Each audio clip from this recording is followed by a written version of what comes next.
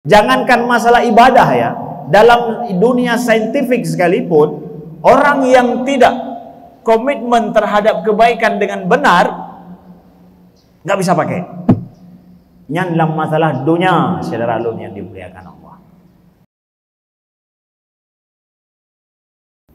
Subhanaka la ilma lana illa ma 'allamtana innaka antal alimul hakim.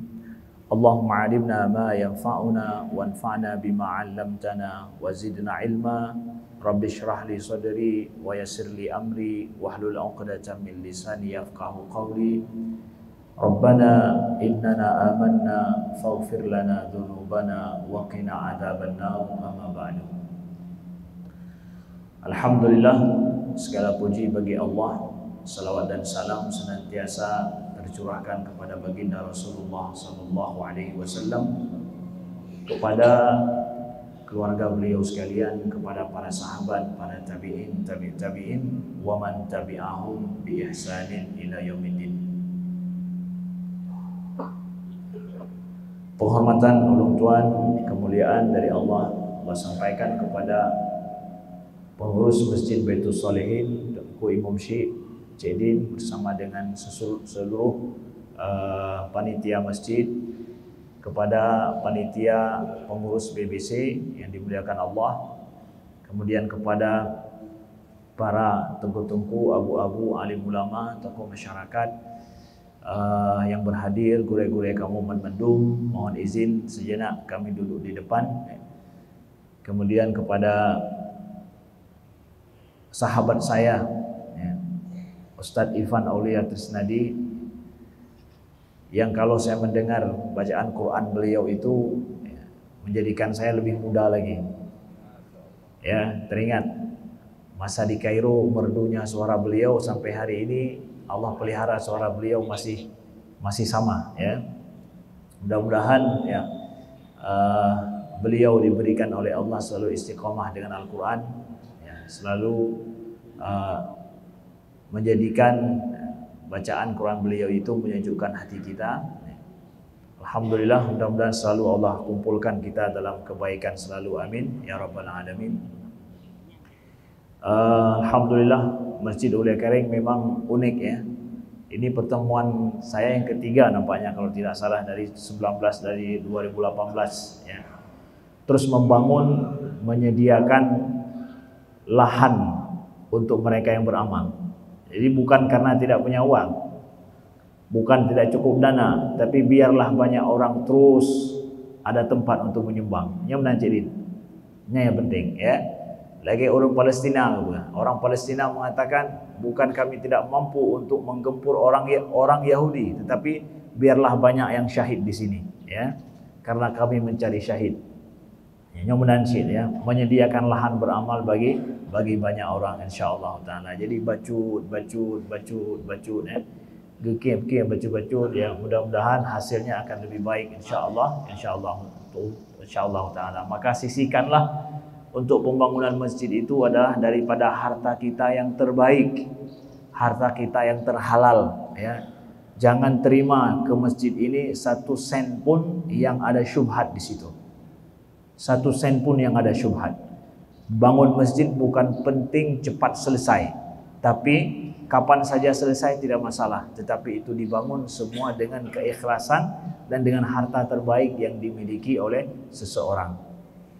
Kalaulah misalkan harta yang kita miliki hari ini takut kita ada syubhat di situ ya, harta pusaka yah tuh nyan tecok mendem paken hana necok harta dona, karena lun hana yakin harta lun tang, maka pusaka yah tecok untuk kita bangun masjid. Jadi ini sedikit perhatian untuk pengurus masjid dimanapun, bahwa bapak-bapak pengurus masjid itu bukan diminta oleh jamaah cepat selesaikan masjid.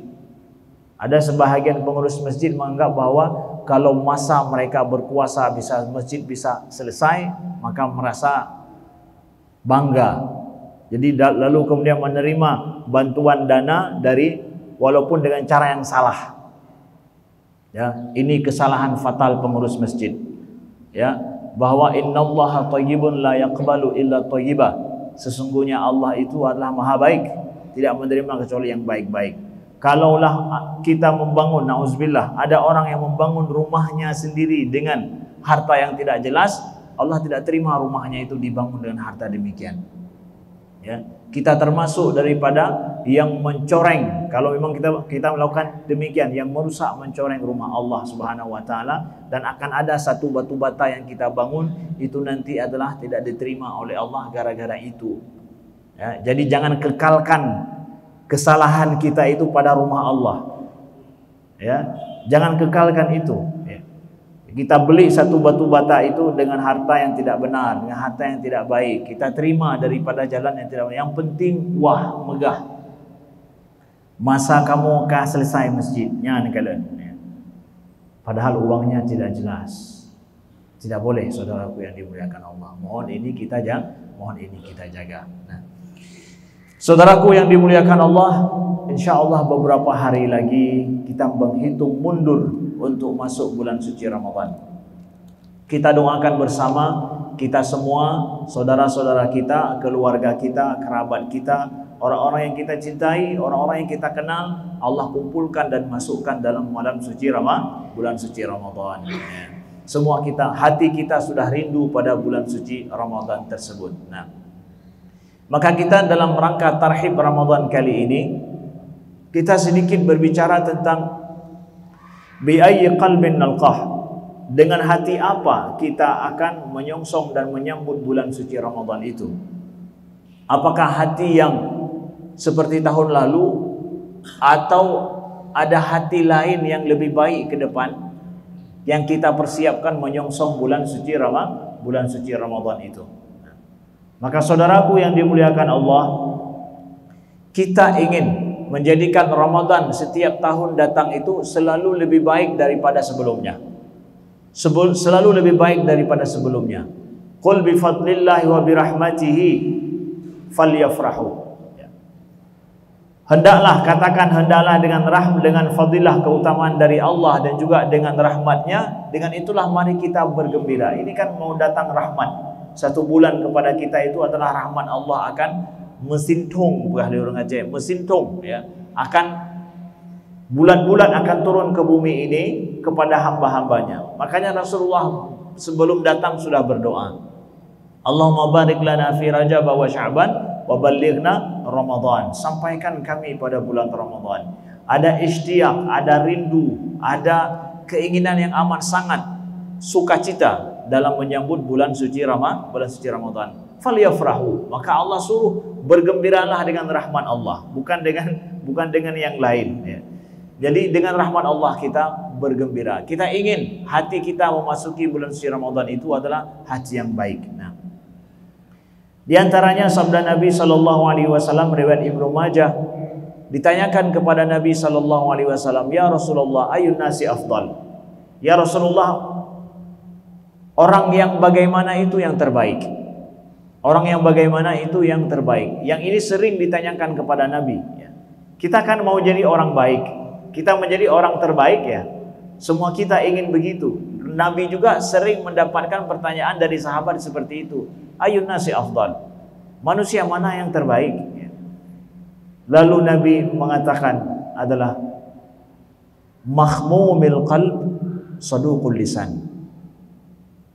Manusia yang terbaik itu adalah mahmumil qalb, adalah manusia yang hatinya itu mahmum,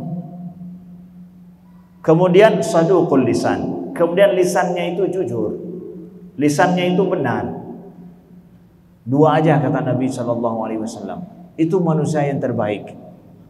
Jadi kalau kita pikir, jadi Nabi membuat rangkuman daripada berbagai macam sifat manusia yang enggak sanggup kita ingat sifat manusia. Ya, kalau dalam 1 menit itu kita disuruh untuk menyebutkan sifat manusia akan sangat banyak kita sebutkan. Enggak cukup waktu, tapi Nabi dalam beberapa detik saja beliau sebutkan bahwa manusia terbaik itu adalah mahmumil qalb saduqul lisan, ya. Lalu para sahabat bertanya, ya Rasulullah, amma saduqul lisan na'rifu fama huwa mahmum?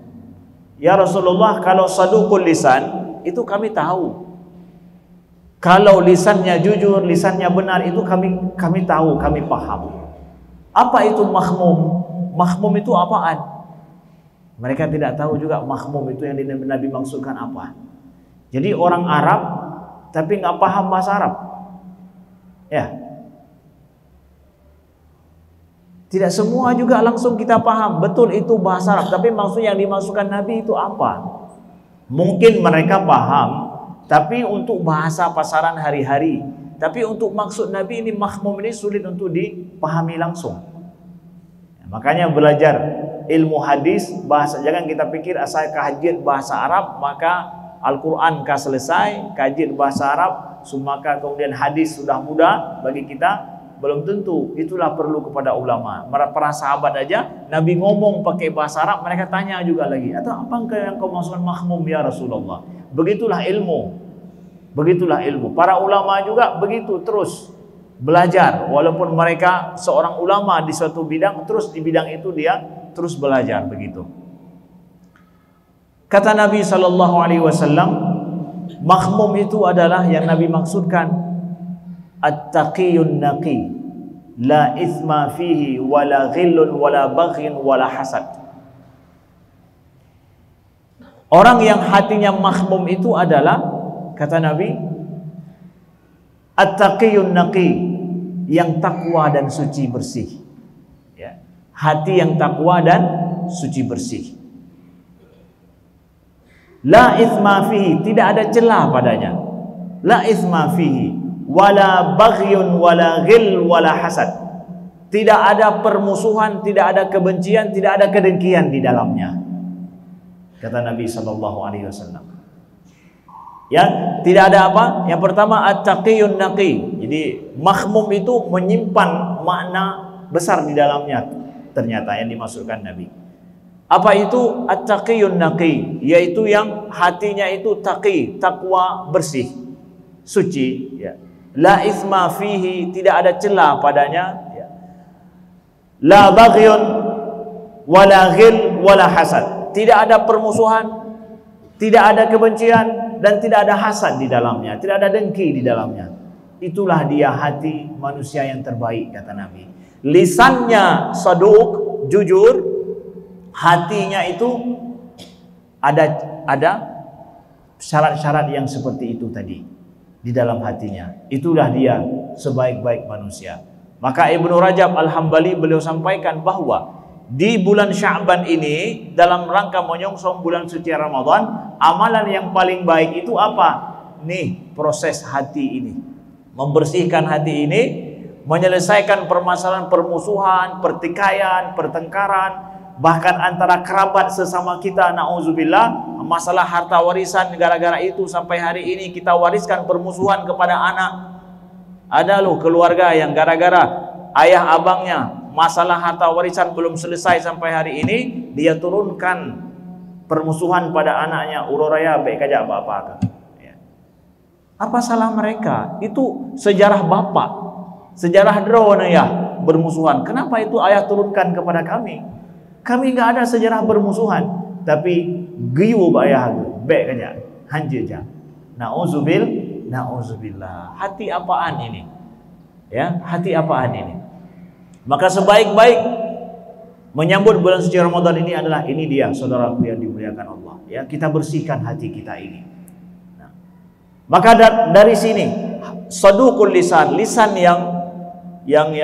yang jujur, hati yang bersih seperti disabdakan Nabi SAW. Dengan ini kemudian rahmat Allah bisa turun. Hati ini bisa terkoneksi dengan rahmat Allah. Ada maghfirah, ada rahmat Allah yang kita nantikan bulan suci Ramadan. Itu terhalang, sebagaimana kata Imam Ibnu Rajab, terhalang gara-gara apa? Hati ini yang tidak ada rahmah di dalamnya, tidak mampu mengampuni manusia lain, memaafkan orang lain, tidak mampu untuk menyayangi orang lain, yang ada permusuhan, pertikaian, ada hasad, ada dengki dalam itu. Itu menjadikan ibaratkan keran, semestinya itu air mengalir dari atas ke bawah, tetapi di situ tertutup. Kamu keran ke bawah tidak sampai. Padahal kita mau pakai untuk berwudu, mau pakai air untuk mandi. Dari atas sudah kita turunkan, maka bulan Ramadan itu turun rahmat Allah dari atas. Rok batai kita nyo lagi keran betul, persis seperti keran itu tertutup dia. Lalu tapreh-preh pahanat ro'iyah, tamu mau wudu, mau mandi, mau minum, gak sampai, padahal itu kita butuhkan. Bulan Ramadan kan mulai tapreh hanat ro'iyah lagu pakai, padahal keran tanyo tertutup, ya keran kita tertutup di sana, keran itu yang menghubungkan antara atas dengan bawah ini tertutup.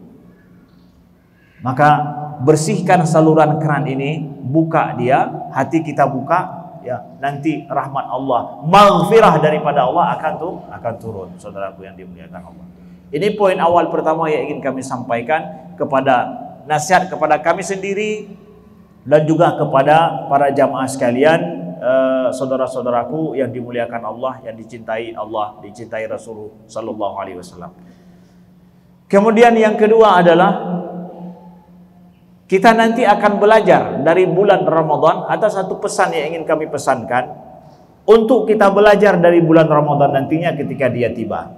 Ini mungkin pesan awal. Jangan sampai pesannya ketika sudah Ramadan, tapi kenanya itu sudah baru lundepe di pertengahan bulan suci Ramadan. Ini kami ingin sampaikan di awal bulan Ramadan supaya itu kita cari di bulan Ramadan.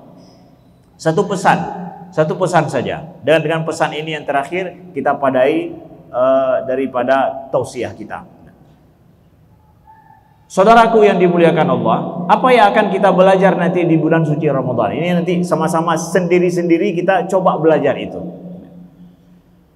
Ada sebuah cerita yang saya angkat, ini cerita dari Indonesia. Pada tahun 1993, pada saat PON yang ke-13 kalau saya tidak salah, ya. Setelah PON ke-13 di Jakarta, pemerintah DKI Jakarta ingin membuat lab anti doping, karena masalah olahraga pakai doping itu masalah besar. Tapi pada saat itu di Indonesia belum ada lab standar internasional untuk memeriksa atlet-atlet yang pakai doping pada saat olahraga. Lalu Gubernur Jakarta Surjadi kalau saya tidak salah, ya, itu meng-ACC untuk membuat lab standar internasional anti doping, ya. Dibuatlah dengan semua rangkaiannya sampai persetujuan daripada tim Olimpiade internasional, karena akan ada SEA Games setelah itu, begitu. Dibuatlah, lalu diperlukan kepada orang yang bekerja, tim ahli yang akan memeriksa di lab ini nanti. Mereka lah yang akan membuat surat keterangan bahwa ini ada dopingnya atau tidak ada dopingnya, itu mereka. Berapa orang? 12 orang. Dibukalah pendaftaran untuk 12 orang, ya, 12 orang diterima, ahli biokimia dan ahli farmasi, S2 dan S3, dalam dan luar negeri diterima. Mendaftarlah sekitar 200 orang. Pendaftaran 200 orang mendaftar, dibutuhkan 12 orang saja. Lalu kemudian seleksi awal, ujian pertama ketat, sampai akhirnya lulus cuma 30 orang. 30 orang ini diseleksi ulang untuk menjadi 12 orang. Nah, dari 30 orang ini, yang seleksinya itu adalah dilakukan oleh seorang pakar anti doping, saintis anti doping memang, ya. Dia kepala anti doping internasional pada saat itu, kalau namanya Raymond Tias dari Australia. Dia sendiri diundang langsung ke Jakarta untuk mengetes itu 30 orang ini. Nah, 30 orang yang dites ini semuanya, yang lulus, terkejutnya apa? Yang lulus cuma 2 orang saja, ya, 2 orang saja. Padahal ada yang dijagokan pada saat itu, yang diharapkan dia bisa memegang lab ini, itu adalah ahli biokimia dari Prancis, orang kita, orang Indonesia. Doktor ahli biokimia dari Prancis, tapi tidak lewat. Nah, 2 orang saja. Sedangkan ada 3 orang lagi itu cadangan, tapi harus dididik lagi. harus dididik lagi. Jadi panitia dari Jakarta kesal dan marah dan menyesal sekali. Apa salahnya dengan ahli-ahli kita ini? Bagus-bagus mereka semua itu. Capek-capek mereka ngambil doktor tahun-tahun lama di Perancis, di luar negeri ataupun di dalam negeri daripada universitas yang baik. Kok bisa tidak lulus? Mekanisme apa yang dipakai oleh Raymond Tias ini? Mekanisme apa? Emangnya rumit sekali dia tes ya? Akhirnya diminta buka-bukaan. Kenapa? Kok bisa? Kami butuh 12 orang. Kalau enggak, lab ini enggak berjalan. Tapi yang lulus cuma 2 orang. Udah begat. Ya? Lalu buka-bukaan lah Raymond Tias ini. Ini kami kasih cerita, jangan Ustaz cerita zaman dulu terus, masa salafus soleh, jadi sulit untuk kita gapai gitu. Ini kita cerita ini. Jadi kata Raymond Tias, saya tes mereka adalah saya nampakkan satu gambar. Jadi gikiban ngetes lah, lota ilmunya ya, karena emang ahli langsung memang yang ngetesnya. Saya tes adalah saya tampakkan gambar sebuah alat. Ini alat tes alat tes doping gitu. Saya tampakkan sama mereka yang saya tes ya, satu-satu begitu. Kemudian saya nampakkan alat itu, saya tanya, "Pernah kamu lihat alat ini?" Mereka semua menjawab pernah. Pernah mereka jawab. Pernah. Kemudian pertanyaan saya yang kedua, kata Ray, saya tanya, "Pernah kamu pakai?" Pernah. Mereka jawab semua begitu. Lalu saya tanya, "Bagaimana cara kerja alat ini?" Mereka tidak bisa jawab. Mereka tidak bisa jawab. Dan alat yang saya tampakkan gambarnya ini adalah alat terbaru daripada tes doping yang jarang sekali orang bisa pakai. Bahkan mau Indonesia golongna alatnya, tapi kantong pernah kalian dong pernah pakai juga. Ya. Ini mereka menjawab demikian dan mereka mengatakan, saya tanya bagaimana cara kerja, mereka tidak bisa. Ya pantas karena emang alat terbaru, kata Ray. Semua mereka tidak bisa pakai untuk laboratorium ini. Kenapa?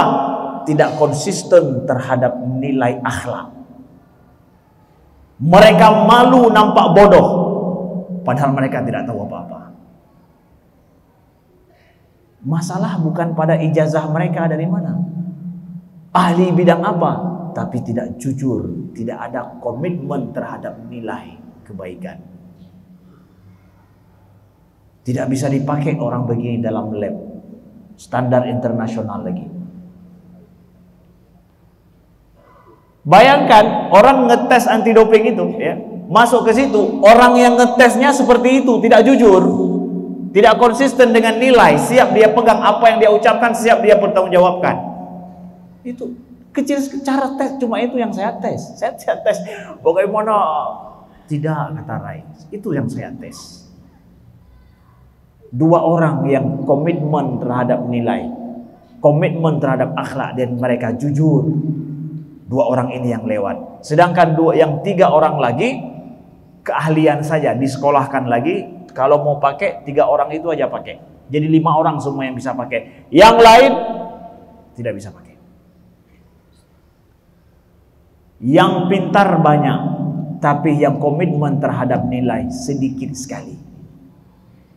Maka yang anfa' linnas dalam kehidupan, yang paling bermanfaat, berguna, menjadikan kehidupan ini lebih baik, banyak orang pintar atau apa? Ramai orang pintar atau apa? Terjawab kan? Bahkan dalam leks saintifik sekalipun, jangankan masalah ibadah ya, dalam dunia saintifik sekalipun, orang yang tidak komitmen terhadap kebaikan dengan benar nggak bisa pakai. Yang dalam masalah dunia, saudara alun yang dimuliakan Allah, apatah lagi dalam masalah ibadah, masalah akhirat, yang semua dinilai kepada hati. Innallaha la yanzuru ila ajsamikum wala ila suwarikum walakin yanzuru ila qulubikum. Allah enggak lihat kepada rupa, wajah, bentuk kalian, tapi Allah melihat kepada hati kalian. Itu bicara untuk masalah akhirat.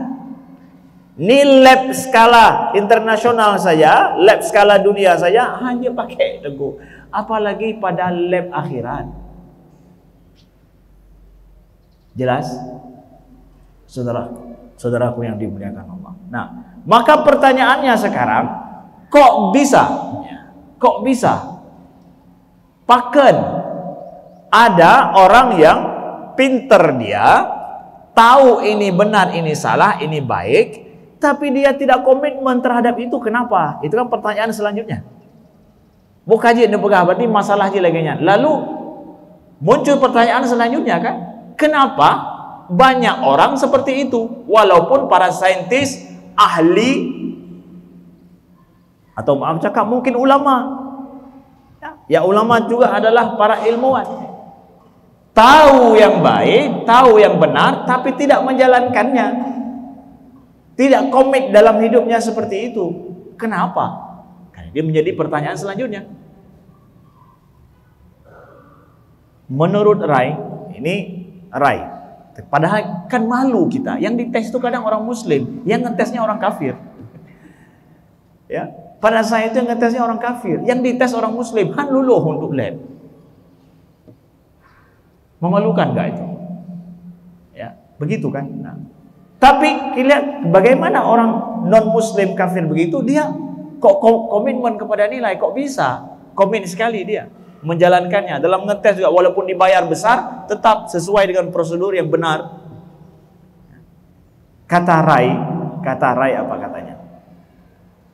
Tidak terbentuknya komitmen terhadap nilai kebaikan dalam diri orang itu walaupun sudah dewasa, sebabnya adalah karena pendidikan akhlak dan nilai kebaikan yang dia dapatkan pada masa dia sekolah dini dulu, SD, SMP-nya, SMA-nya, itu masalah. Pada saat itu mereka tidak dididik dengan komitmen nilai akhlak yang benar, yang baik, sehingga mereka sudah besar sekalipun jadi seperti itu. Masalah pendidikan, saudaraku yang dimuliakan Allah, untuk anak-anak masa SD, SMP, SMA mereka tidak diajarkan dengan baik untuk komitmen terhadap nilai itu. Maka sudah dewasa, kacarong kanyo S3, S2, S3, profesor, maaf cakap, dari luar negeri juga mungkin, tetapi kah aja pakai, tidak bisa pakai. Maka saudaraku yang dimuliakan Allah, jangan gagal fokus. Jangan gagal fokus kemari. Ya. Masalah pendidikan ini itu adalah masalah yang suci sekali. Kalau boleh kami gambarkan, pendidikan anak-anak SD, anak-anak SMP, anak-anak SMA itu adalah pendidikan yang paling suci kalau ingin kita bersihkan untuk generasi kita yang lebih baik ke depan.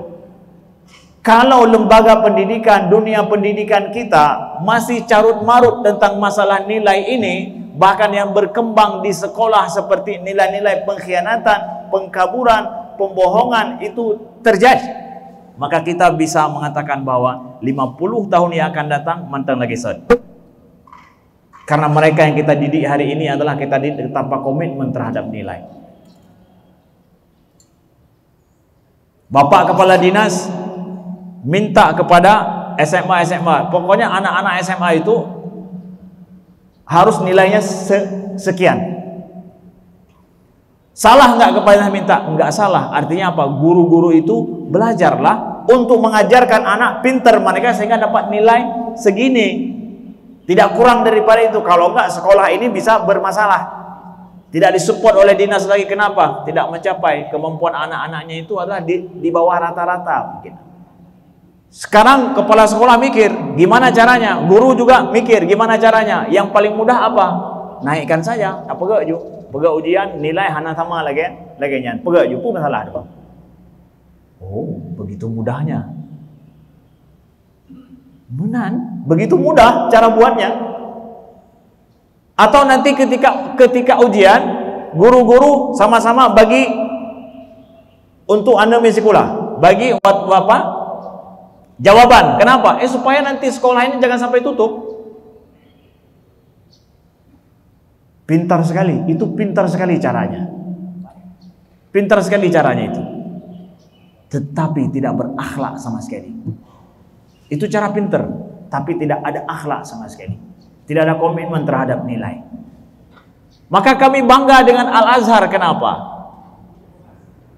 Kami, Ustaz Irfan dan kawan-kawan yang lain dari Al-Azhar, kami bangga. Walaupun sebahagian, kami banyak yang pulang tanpa lulus dari Azhar. Atau mungkin bapak-bapak tanya bahwa berapa lama sudah di Mesir? 10 tahun, tapi masih S1.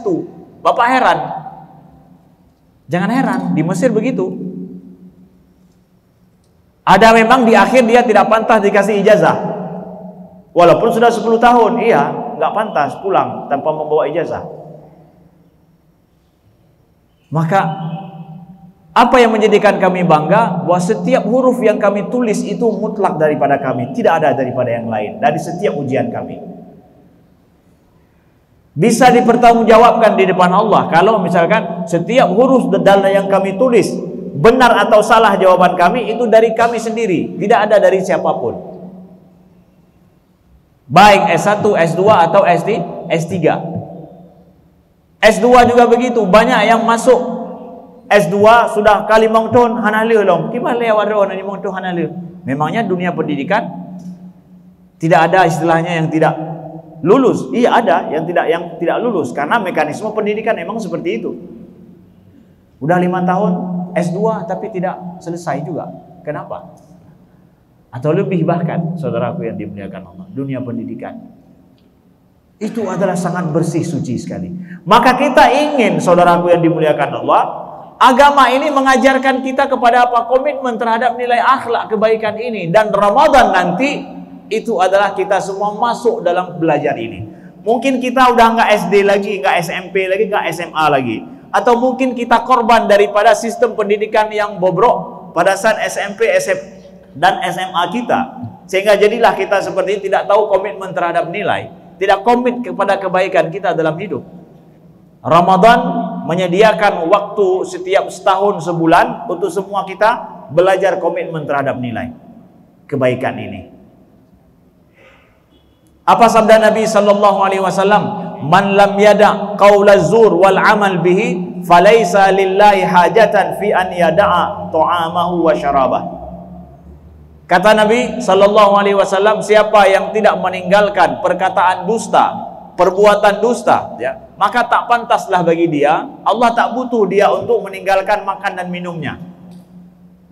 Yang puasa, kata Nabi, yang nggak sanggup meninggalkan kedustaan, kepalsuan, ya, pembohongan dalam perkataan atau perbuatan wal amal bihi, kata Nabi, falaisa lillahi hajah, Allah nggak butuh dia tinggalkan makan dan minumnya. Nabi ajarkan komitmen nggak ini dengan puasa kepada kita semua, ya. Kita masuk madrasah Ramadan, yuk belajar lagi komit seperti yang kita ini. Kemudian Nabi sabdakan lagi, fa idza kana yaumu shaumi ahadikum fala yarfuth wala yaskhab wa idza sabbahu ahadun aw qatalahu falyaqul inni imru'un shaim.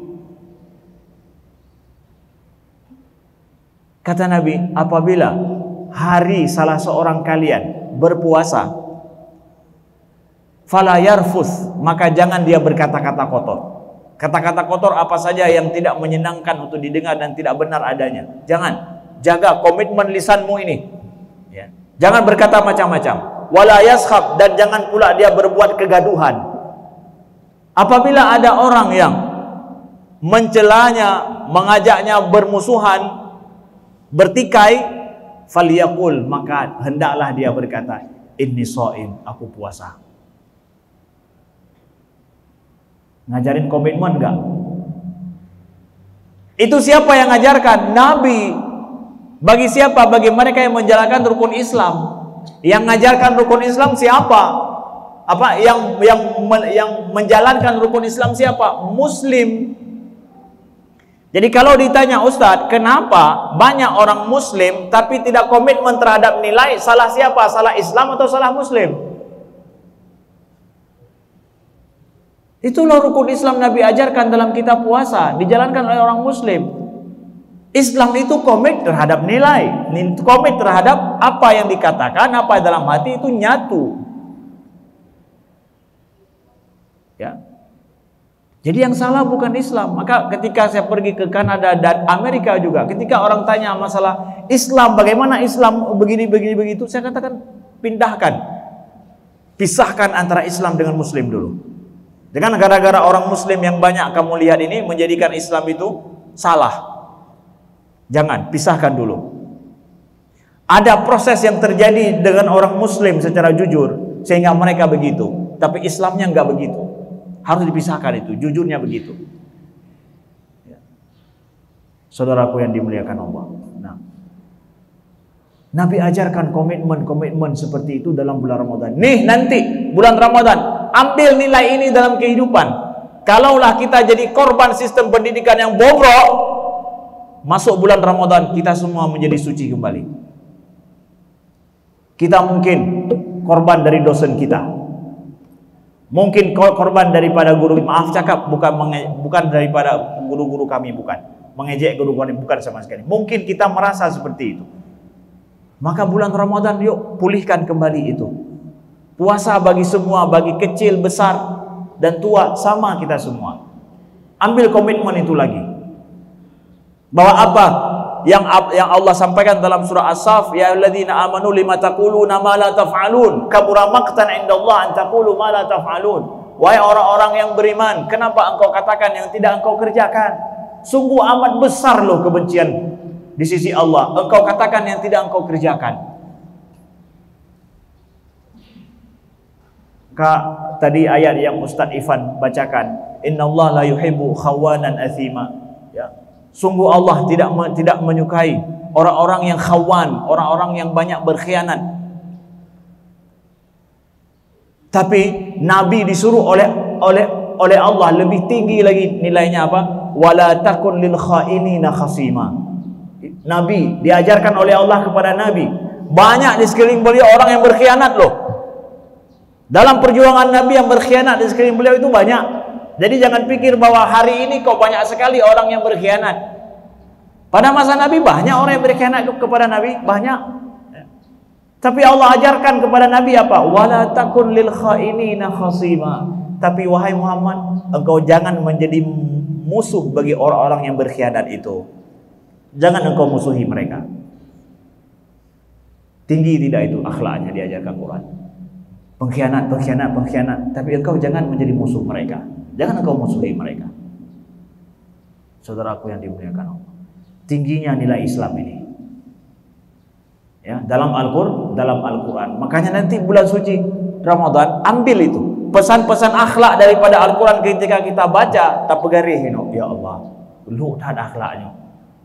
Kan mudahnya yang berkhianat sih memang takoh can dempe tak blokirnya dan yang mendung bek merempok li ada dalam pesta tapi tak jauh bek merempok li. Pengkhianat betul. Tapi Allah ajarkan kepada orang Muslim, jangan engkau memusuhi orang-orang yang berkhianat itu. Akhlak pribadimu jangan begitu. Ya. Tinggi sekali Islam ini, luar biasa. Ya. Kita ambil kembali nanti bulan suci Ramadan, kita belajar kembali, saudaraku yang dimuliakan Allah. Nah, kemudian yang kepegang sampai pos 7 ya, 45 minit. 5 menit itu sesuai dengan beg mengkhianati waktu cik. Engkau sampaikan jut apa duk 45 minit. Berarti pos 7 nya. Ya. 5 menit tu tanya tebik aja atau kibat. Tak terus sesuai dengan janji. Sesuai dengan dosa dengan hanai tebik hotel hanya tebik. Terus diajarkan, masih ada waktu. Baik. Saudaraku yang dimuliakan Allah, ayo kita lihat sedikit kisah Nabi, bagaimana komitmen beliau terhadap nilai akhlak yang sangat agung ini. Nabi ajarkan kepada kita. Ini kisah adalah diriwayatkan oleh Sa'ad bin Abi Waqqas dalam Sunan Imam Baihaqi. Ketika Fathu Mekah itu ditaklukkan, Nabi itu sudah membuat senarai orang-orang yang mereka itu dibunuh. Memang pengkhianatan terhadap Islam, maksudnya orang-orang kafir ya, orang-orang kafir musyrik, dia itu dihabisi bahasanya. Karena ini perang nih, ya, musyrik. Lalu ada seorang musyrik pada saat itu ya, bernama Abdullah bin Sa'ad bin Abi Sarah. Ketika dia tahu Mekah dikuasai oleh Nabi, cepat-cepat, karena dia masuk dalam daftar list yang tidak diampuni. Kalau merempok, dia musyrik, dia kafir, dihabisi dia. Karena dia saudara susuan daripada Utsman bin Affan. Utsman bin Affan, kemudian saudara susuannya salah satunya ada ini. Bukan saudara kandung, saudara susuan. Dulu orang Arab banyak sekali saudara susuan seperti itu. Lalu dia minta berlindung kepada Utsman bin Affan. Geplung aja rumah Utsman, minta berlindung kepada Utsman. Hana pelung jauh-jauh, bak rumah syara aja. Lalu kemudian dibawa oleh Utsman untuk membaiat Nabi sallallahu alaihi wasallam. Jadi dia ingin ya untuk baiat, tak untuk ya, artinya bahwa ya sudah tunduk di bawah kekuasaan Nabi gitu. Kata Utsman, ya Rasulullah, Abdullah ini ingin membaiatmu. Nabi enggak kasih tangan beliau, karena pada saat itu yang ingin setia kepada Nabi masuk Islam baiat. Ya, baiat itu pada saat itu. Kalau hari ini tidak ada lagi baiat itu. Tidak ada lagi baiat. Kalau ada yang bilang bahwa Nabi dulu baiat para sahabat, maka hari ini semua jamaah harus baiat saya supaya jadi muslim, itu adalah sesat. Ada hari ini sekte-sekte, pemahaman-pemahaman kita harus baiat ustadz kita, syekh kita. Kalau enggak baiat maka kita nanti hari kiamat tidak ada yang bantu. Kalau Nabi baiat, kalau bukan Nabi tidak wajib baiat seperti itu. Bukanlah menjadikan dia seorang muslim atau tidak. Tidak. Ya, ada yang seperti itu. Kami sedikit ingin sampaikan. Lalu ketika dibaiat, minta dibaiat, ya Rasulullah, ini Abdullah bin Abi Sarah ini mau membaiatmu. Nabi tahan tangan beliau, belum beliau kasih. Dikatakan sama Utsman lagi, ya Rasulullah, ini mau akan membaiatmu. Nabi tahan tangan beliau, enggak beliau kasih. Takut kan? Utsman takut. Abdullah bin Abi Sarah juga takut, jadeh tentang hukuman Abi Hilun ya. Lalu kemudian yang ketiga, ya Rasulullah, Abdullah bin Sa'ad ini ingin membaiatmu. Yang ketiga baru Nabi kasih tangan beliau. Berarti kalau udah beliau kasih, dapat pengampunan sudah. Setelah Utsman dengan Abdullah bin Sa'ad berangkat, sudah enggak bersama Nabi lagi. Nabi ngomong kepada para sahabat, kenapa beliau tahan tangan beliau itu? Alaisa fikum rajulur rasyid, kata Nabi. Kenapa di antara kalian tadi tidak ada yang paham satu orang pun? Kata Nabi. Kok nggak paham kalian ketika aku tidak kasih tanganku? Untuk kalian tangkap dia dan selesaikan bahasanya. Ya, Nabi bilang, ya semua yang minta baiat dikasih tangan Nabi, kok dia nggak dikasih? Kenapa kalian nggak paham? Kata Nabi. Tangkap dia, selesaikan, bahasanya begitu ya. Ya Rasulullah, nahnu la nadri ma fi nafsik laula awma'ta bi'ainaik. Ya Rasulullah, kami enggak paham, enggak tahu apa yang engkau inginkan. Itu kata para sahabat yang hadir pada saat itu. Ya. Laula awma'ta bi'ainaik. Kenapa engkau enggak kedipkan sedikit matamu? Kenapa enggak sedikit aja engkau kedipkan matamu, selesai kami paham. Sedikit aja. Kan biasa pakai data lagi kan? Kita mau ngurung. Ya, kajalah. Sekretaris sudah paham, ini sudah paham, kenapa? Habis cerita. Klik mata baca betul. Ya. Cuk, klik mata baca betul. Yang ngomong tahu. Selesaikan semua. Prosedurnya berubah. Kenapa? Mata ada klik baca. Betul enggak? Ada kejadian begitu? Ya. Apa kata Nabi SAW? Kata para sahabat, kedipkan matamu sedikit aja kami paham. Ya, kalau menanau ke lagi kan, mata don pakai benda, tenang benda, selesai urusan. Kamu apa benda? Ya. Apa jawab Nabi? Nih, dengarkan komitmen terhadap lain. Nabi ajarkan ini. Beliau sendiri terapkan dalam hidup beliau untuk menjadi nilai dan menjadi akhlak mukmin itu, pengikut Nabi SAW. Apa kata Nabi? Maka nayan bagi lin Nabi an yakuna law kha'inatil ayun. Tidak pantas bagi seorang Nabi memiliki mata yang berkhianat. Tidak pantas bagi seorang Nabi memiliki mata ini berkhianat. Kejadian lagi nya gemeheun mede, ngan mata selesai. Enggak. Nabi enggak akan pernah seperti itu. Kalau ternyata harus seperti, ya sudah seperti ini. Dia kita ampuni. Prosedurnya tidak bisa. Kenapa? Mata ini enggak akan berkhianat.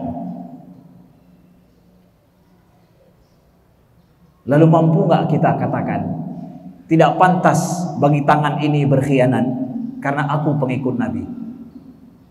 Tidak pantas bagi mulut ini berkhianat. Kenapa? Karena aku pengikut Nabi. Maka tidak pantas bagi kaki ini berkhianat. Kenapa? Karena aku adalah pengikut Nabi. Sanggup kita ucapkan itu? Sanggup? Saudaraku yang dimuliakan Allah, komitmen kita kepada nilai itu yang kita inginkan. Maka proses pendidikan kita, anak-anak kita hari ini, kita ingin bersihkan, tanamkan komitmen nilai itu. Bukan mengajarkan nilai saja, komit dia terhadap nilai itu. Itu sangat penting sekali bagi anak-anak kita. Di rumah juga begitu. Ya. Kita yang mendidik anak-anak kita di rumah, apa yang nepegah dan nepebut untuk anak-anak kita. Kalau berjanji, tepati janji itu, walau sulit sekali untuk kita, demi komit terhadap nilai. Pah potujuh sebagaimana komitmen beliau. Ya. Aqulu qouli hadza wa astaghfirullah li wa lakum. Kita berdoa mudah-mudahan Allah jadikan semua kita masuk bulan suci Ramadan, dan kami sendiri pribadi mohon maaf atas segala kesalahan, kekhilafan di dalam kata-kata kami. Mungkin hari dalam setahun kita bertaamul dan berinteraksi satu sama lain dari jarak jauh atau jarak dekat, kami mohon diperbesar maaf. Allah bersihkan hati kita menyambut bulan suci Ramadan. Aqulu qouli hadza wa astaghfirullah li wa lakum. Subhanakallahumma wa bihamdika asyhadu an la ilaha illa anta astaghfiruka wa atubu ilaika. Wassalamualaikum warahmatullahi wabarakatuh.